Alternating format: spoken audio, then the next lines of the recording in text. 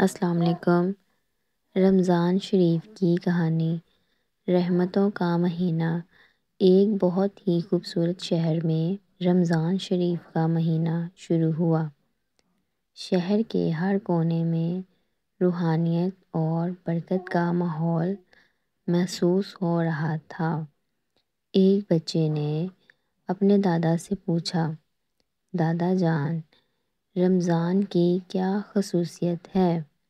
دادا مسکرا کر بولے، بیٹا، رمضان ایک مبارک مہینہ ہے جو ہمیں روزے رکھنے، نمازیں پڑھنے اور محسنیت کرنے کی تربیت دیتا ہے۔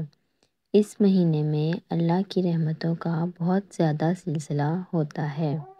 ایک دن رمضان کے پہلے روز ایک غریب آدمی شہر آیا اور لوگوں سے کچھ خوراک کی درخواست کی۔ لوگوں نے اسے رد کر دیا، لیکن ایک بچے نے اسے دیکھا اور اسے اپنے گھر لے آیا۔ بچے نے اسے کھانا کھلایا اور اپنے دادا کے ساتھ محسنیت کرنے کی سکھائی۔ اس دن سے وہ آدمی ہمیشہ کے لیے ان کے گھر میں رہنے لگا اور ان کی مدد کرنے لگا۔